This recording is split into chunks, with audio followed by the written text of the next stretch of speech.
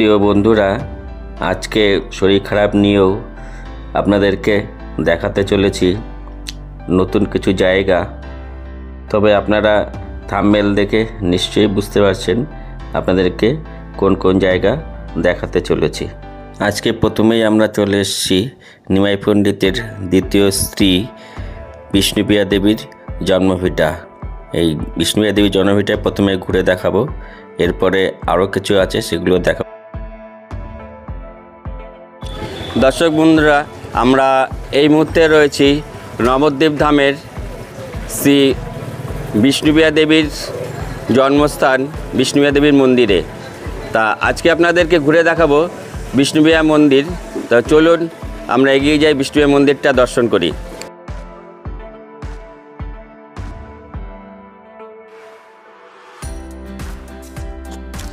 চৈতন্য মহাপ্রভু ছিলেন ভারতবর্ষের আবির্ভূত এক বহু লোকপ্রিয় বৈষ্ণব সন্ন্যাসী ও ধর্মগুরু মহাপুরুষ এবং ষোড়শ শতাব্দীর বিশিষ্ট সমাজ সংস্কারক। তিনি গৌড়বঙ্গের নদিয়া অন্তর্ভুক্ত নবদ্বীপে পশ্চিমবঙ্গের নদিয়া জেলায় হিন্দু ব্রাহ্মণ পণ্ডিত শ্রী জগন্নাথ মিশ্র ও শ্রীমতী শচীদেবী গৃহে জন্মগ্রহণ করেছিলেন 1486 খ্রিস্টাব্দে। তাকে শ্রী রাধাকৃষ্ণের যুগল প্রেম অবতারও বলা হয়। বিষ্ণুপ্রিয়া দেবী ছিলেন রাজপণ্ডিত সনাতন মিশ্রের কন্যা এবং শ্রী চৈতন্য মহাপ্রভুর দ্বিতীয় স্ত্রী। তিনি দ্বারকার কৃষ্ণের তৃতীয় রানীর স্ত্রী দেবী সত্যভামার পুনর্জন্ম বলেও মনে করা হয়। তিনি ভূরূপ মহালক্ষ্মীর প্রত্যক্ষ প্রকাশ করেছেন। গৌরাঙ্গ মহাপ্রভুকে প্রেম বিতরণে সাহায্য করার জন্য যার সবচেয়ে গুরুত্বপূর্ণ সম্পদ অথবা প্রেমধন। যখন তিনি তার ধনী মেজাজে ছিলেন ঐশ্বর্যভাব, তখন শ্রী মহালক্ষ্মী ছিলেন যা মহাপ্রভুর ইচ্ছার কারণে তার প্রেম ভক্তির মেজাজে থাকাকালীন বিষ্ণুপ্রিয়াতে রূপান্তরিত হয়েছিল। এইভাবে তার নাম রাখা হয়েছিল বিষ্ণুপ্রিয়া, যে বিষ্ণুর প্রিয়। কিন্তু গ্রন্থে বলা হয়েছে শ্রীকৃষ্ণ লীলায় তিনি সত্যভামা রূপে আবির্ভূত হয়েছিলেন, যেটি তার ভূরূপের অবতার। রাজা সত্রাজিতের কন্যা সত্যভামা শ্রীকৃষ্ণের সাথে বিবাহ বন্ধনে আবদ্ধ হয়েছিলেন এবং শ্রীকৃষ্ণের অন্যতম প্রধান রানী ছিলেন। শ্রীকৃষ্ণ লীলায় রাজা সত্রাজিতের স্ত্রী গৌরলীলায় শ্রী সনাতন মিশ্র রূপে আবির্ভূত হন। মাতা সত্যভামা সনাতন মিশ্রের বাড়িতে তার কন্যা বিষ্ণুপ্রিয়া দেবী রূপে আবির্ভূত হন। তিনি হলেন ভূশক্তি, পৃথিবীর শক্তি। শ্রীকৃষ্ণ তার নারায়ণ রূপে বা বিষ্ণু তত্ত্ব রূপে, তার ঐশ্বরিক শক্তি রাধা মহালক্ষ্মীজি রয়েছেন। তিনি নিজে তিনটি শক্তিতে উদ্ভাসিত হয়েছেন। শ্রী লক্ষ্মী তার ঐশ্বরিক মূল্যবান জিনিস। বন্ধুরা, আমরা এই মুহূর্তে চলে এসেছি নিমাই পণ্ডিতের আরেক স্ত্রী লক্ষ্মীপ্রিয়া দেবীর জন্মভিটা। দর্শক বন্ধুরা, আমরা এই মুহূর্তে রয়েছি লক্ষ্মীপ্রিয়া দেবীর জন্মভিটা। আপনারা বিষ্ণুপ্রিয়া দেবীর জন্মভিটা দেখেছেন। নিমাইয়ের যে প্রথম স্ত্রী ছিলেন লক্ষ্মীপ্রিয়া, সেই লক্ষ্মীপ্রিয়া দেবীর জন্মস্থানে আমরা চলে এসেছি। বাবলারি যে বাস স্ট্যান্ড রয়েছে, সেই বাস স্ট্যান্ডকে বাহাতে আপনি ঢুকলেই, একটু এগোলে পরেই বাহাতে পেয়ে যাবেন লক্ষ্মীপ্রিয়া দেবীর জন্মভিটা। তো চলুন আমরা একটু ঘুরে দেখি।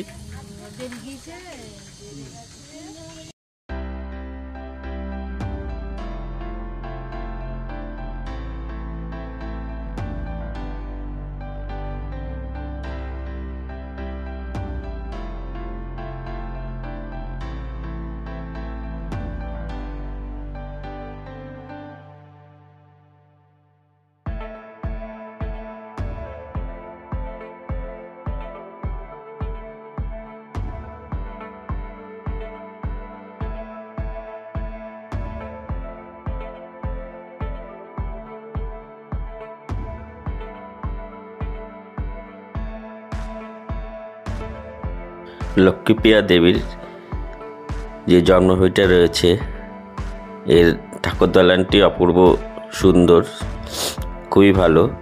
এবং পাশে আপনার ফুলের বাগান দিয়ে সাজানো রয়েছে, খুব সুন্দর।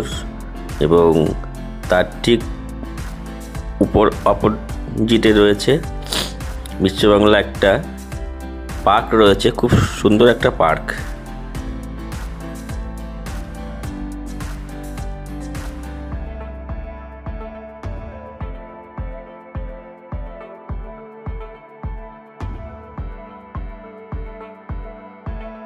নবদ্বীপ ধামে যখন আপনারা বেড়াতে আসছেন, এই জায়গাগুলো কিন্তু আপনারা ঘুরে যেতে পারেন। তবে অবশ্যই আপনাদেরকে খুবই ভালো লাগবে। মনোরম পরিবেশ, খুব সুন্দর শান্তস্নিগ্ধ পরিবেশ, আপনাদের খুবই ভালো লাগবে।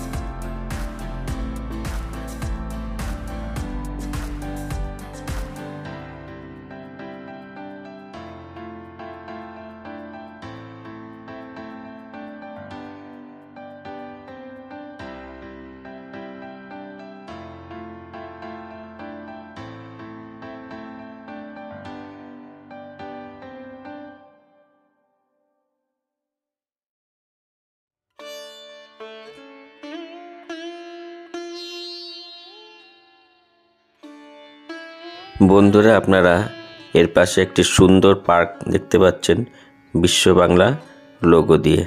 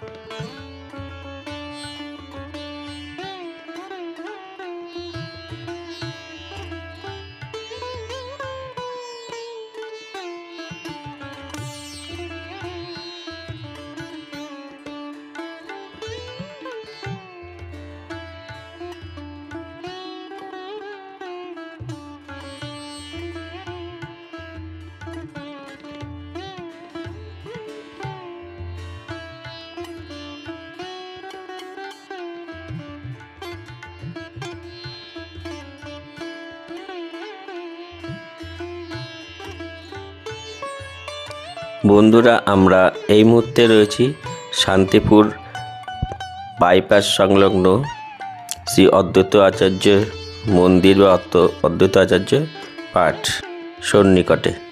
অদ্বৈত আচার্য বর্তমান বাংলাদেশের সিহট্ট জেলায়, বর্তমান সিলেট জেলা নবগ্রাম লাউ গ্রামের এক বরেণ্য ব্রাহ্মণ পরিবারে জন্ম নেন। জন্মের সময় তার পারিবারিক নাম ছিল কমলাক্ষ। জন্মের পর তার অনেকটা সময় সিলেটেই কাটে। এরপর তিনি নদিয়া জেলার শান্তিপুরের গঙ্গতটে স্থানান্তরিত হন এবং সেখানে স্থায়ীভাবে বসবাস করেন। বৈষ্ণব দীক্ষার জগতে তার গুরু ছিলেন মাধবেন্দ্র পুরী। দীক্ষালাভের পর তিনি অদ্বৈত আচার্য উপাধি লাভ করেন এবং তার গুরু মাধবেন্দ্রপুরী চৈতন্যদেবের পরম গুরু ছিলেন। শ্রী চৈতন্যদেবের আবির্ভাবের পূর্বেই অদ্বৈত আচার্য প্রসিদ্ধি লাভ করেছিলেন। নবদ্বীপের ভক্তদের জন্য তিনি একজন পথ প্রদর্শনকারী ছিলেন।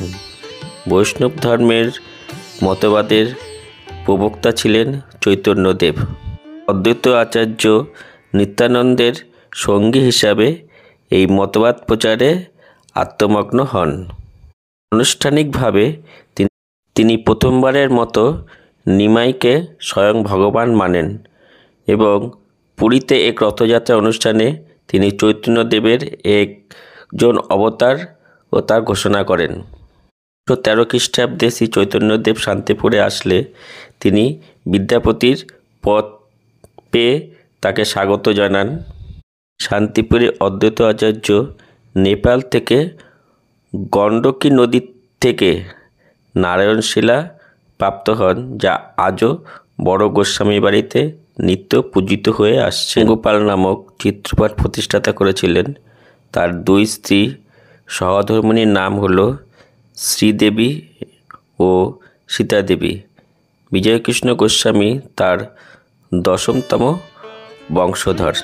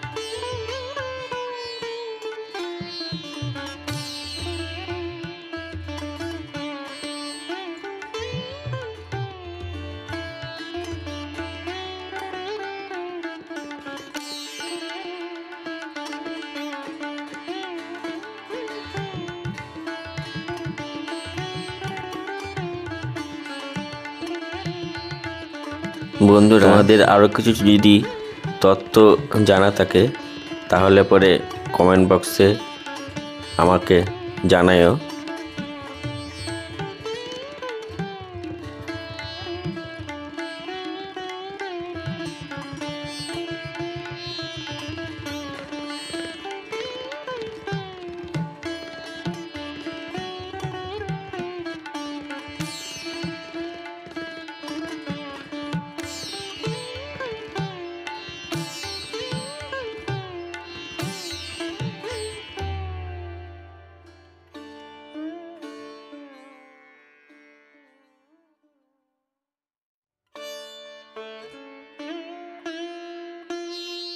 বন্ধুরা, তোমরা যদি এখানে আসতে চাও তাহলে শান্তিপুর স্টেশনে নেমে টোটো করে তোমরা চলে আসবে।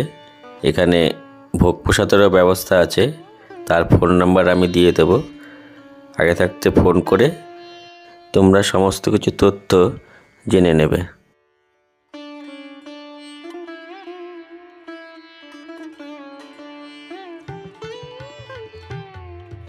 দর্শক বন্ধুদের কাছে আমার আবেদন, তোমরা আমার এই সাথে থাকার জন্যে চ্যানেলটি সাবস্ক্রাইব করে রেখো।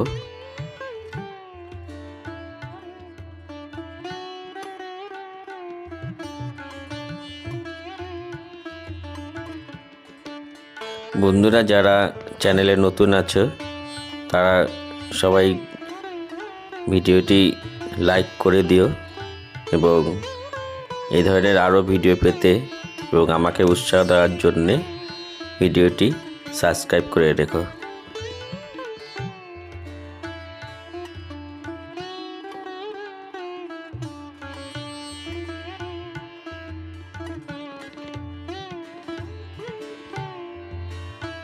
বন্ধুরা এই অদ্বৈত আচার্যর যে বাড়িটি আপনারা দেখতে পাচ্ছেন এটার আরও একটি নাম আছে, শ্রী অদ্বৈত আচার্য নিত্যানন্দ প্রভু এবং শ্রী চৈতন্য মহাপ্রভুর এটা মিলন ক্ষেত্র বলা হয়।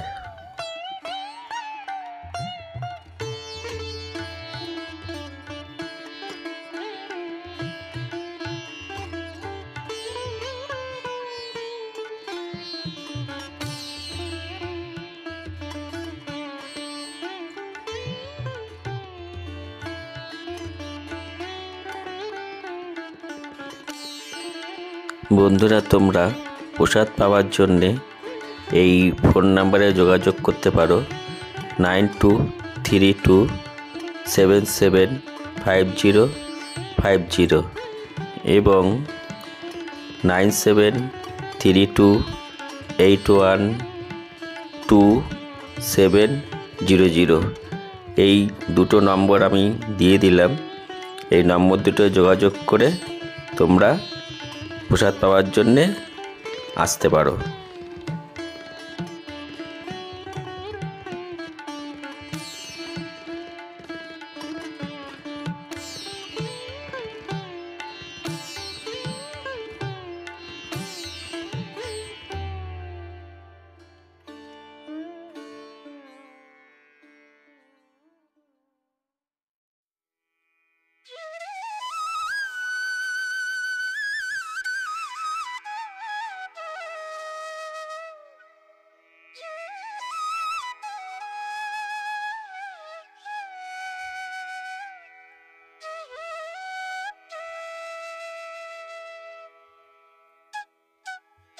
নমস্কার প্রভু, আমার চ্যানেলের তরফ থেকে আপনাদের অসংখ্য অসংখ্য ধন্যবাদ এবং অসংখ্য প্রণাম। শ্রী মহাপ্রভুর চরণে আমার অজস্র সহকোটি প্রণাম। আমি নবদ্বীপ থেকে দুলাল। আপনাদের এই আশ্রম সম্বন্ধে কিছু তথ্য দর্শকদের জানাতে এবং আমিও জানতে এসেছি। তা প্রভু কী নাম? নিমাই মুখার্জি। নিমাই মুখার্জি, আচ্ছা। এই যে অদ্বৈত আচার্য যে যিনি ছিলেন এই সম্বন্ধে আপনি দু চার কথা বলুন। এই জায়গা হচ্ছে অদ্বৈত মহাপ্রভুর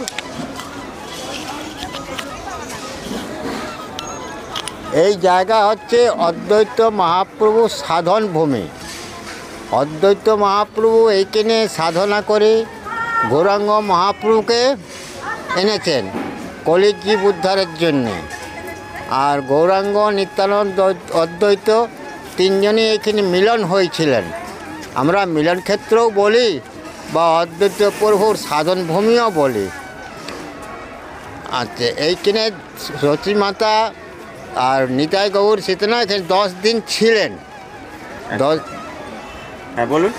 এখানে 10 দিন ছিলেন। সতী মাতা রান্না করেছে, ওনাদের সবাইকে প্রসাদ পাওয়াইছে। 10 দিন পর মহাপ্রভু এখান থেকে চলে গেলেন নীলাচলে।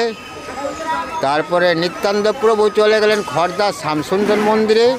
অদ্বৈত প্রভু এই জায়গায় রয়ে গেলেন, তার কোনো দেহ পাওয়া যায়নি। সেই জন্য উনি এই জায়গাতে সবসময়তেই বিরাজ করে। এই মন্দিরটি কত সালে পুরনো? এই মন্দিরটি আজ 600 বছর। 600 বছরের হ্যাঁ, কিংবা তারও বেশি আপনার পুরনো রয়েছে। তা আরও কিছু তথ্য অদ্বৈত যে আচার্য যিনি রয়েছেন শ্রী মহাপ্রভু সভাপতি, আরও কিছু তথ্য যদি আপনার দেওয়া থেকে একটু বলুন আর একটু বিস্তারিত।